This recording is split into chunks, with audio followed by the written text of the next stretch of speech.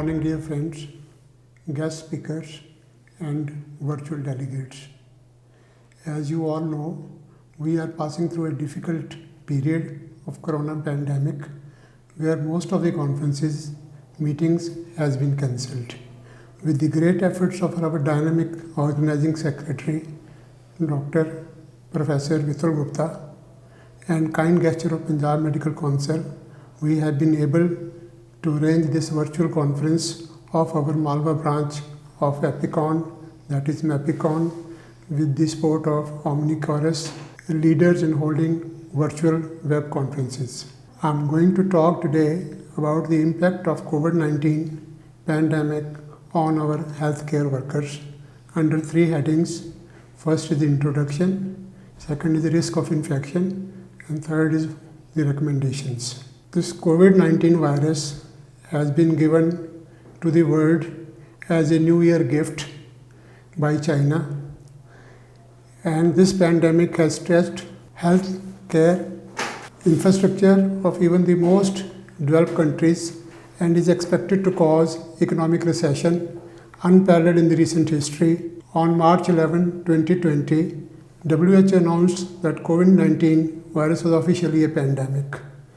After barreling through 114 countries and infecting almost 1.18 lakh people, this spread has been unabated since then. This virus has created havoc. Almost we are in the 9 months since this virus came into existence, and there's a lot of loss of economy, the job losses, the physically as well as psychological impact on the public, and so on. COVID-19 caused by a novel coronavirus, a strain that was not previously found in unhealthy facilities.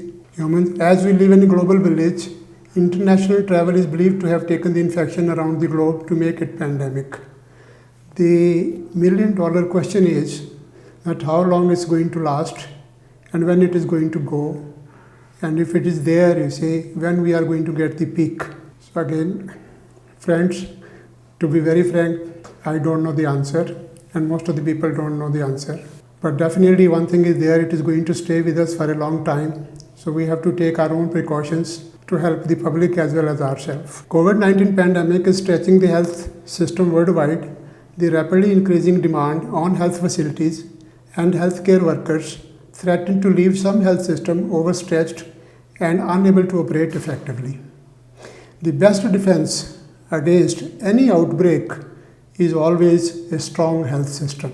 COVID-19 is revealing how fragile many of the world's health systems and services are, forcing countries to make difficult choices and how to best meet the need of the people.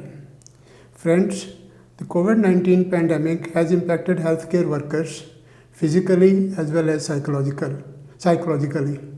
I'm sure in this conference, one of my colleagues will talk more in detail about the impact of COVID-19 on the mental health or mental stress of the people and the professional people. Healthcare workers are more vulnerable to COVID-19 infection than the general population because of being frequently in contact with affected and asymptomatic patients. Healthcare workers have been required to work under stressful conditions without proper personal protective equipment, that is PPE, and at the same time had to take difficult decisions involving the ethical implications. In our country, healthcare workers are disproportionately impacted by the pandemic due to staff shortage, PPE, poor working conditions, lack of trained staff to deal with the pandemic. Health and social system across the globe are struggling to cope situation, especially challenging in our country due to poor budgetary allocation to health. I think the budgetary allocation definitely has impacted a lot, you see, on our health system. And I think we have to improve a lot on this budgetary system if we really want to help to improve our health system. Now, the risk of infection, WHO, 1 in 10 health workers is infected with coronavirus. In some countries, March 29%, which is quite a high figure, of those affected with COVID-19 in Italy were healthcare workers. On May 20, International Council of Nurses reported that at least 90,000 health workers have been infected and more than 260 nurses had died in COVID-19 pandemic. The latest reports which I gather today that more than 300 doctors and 600 nurses have died from this pandemic. So one can imagine how vulnerable the medical professional or the health workers are to this pandemic. The UK government announced that the retired healthcare professionals be brought out of retirement to help during the COVID-19 virus, which I think is probably a retrograde step for the simple reason that this led to the concern that they could be at a higher risk for severe COVID-19 infection because of their low immunity, their age, and associated comorbid conditions. On 8th of August, Indian Medical Association announced that 119 doctors had died in India due to COVID-19. And probably the figure, as I told you earlier, it probably has crossed 300 as far as the doctors are concerned and about 600 as far as the nurses are concerned. And see how vulnerable we are as compared to the general populations. Then what are the various recommendations you see where we can help to fight this infection and at the same time to save our healthcare workers. First is the training of healthcare workers, particularly to identify the respiratory distress.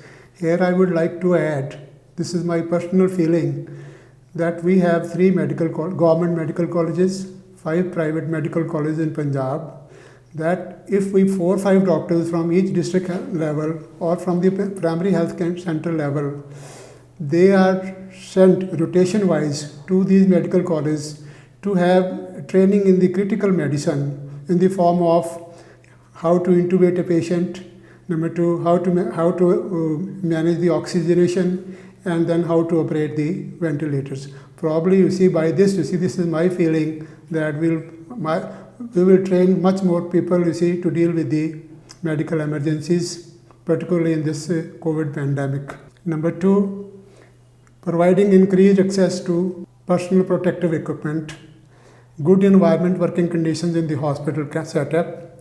So we need to have very good setup in the hospital, to help our co-workers, health co-workers.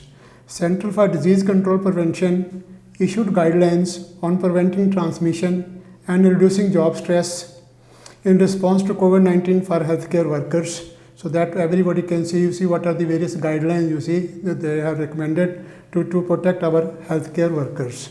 Then encourage telehealth, telemedicine, just to avoid close contact with the people who are suffering from COVID-19 infection. Screen everybody entering a healthcare facility for COVID-19 symptoms. Use appropriate face covering, that is face masks, face shields, etc. Then establish a plan to identify the track suspected and confirmed cases to promptly impose quarantine measures. Physical distancing, practice and hand frequent disinfection of surfaces, rearrange waiting area and install barriers to encourage physical distancing. Healthcare workers to take care of oneself in touch with loved ones, not to blame on self and reach out if physically or psychological help is required. At the end, friends, I conclude my talk by saying that jaan hai to jahan hai. That means, we can only fight if we are looked after well and we are taking care of ourselves. और सवारी अपने सामान की खुद जिम्मेवार है. Please do take care of yourself and do the service in this pandemic to the ailing humanity with utmost care and precautions to save patient and yourself. Thanking you. Long live Mapicon.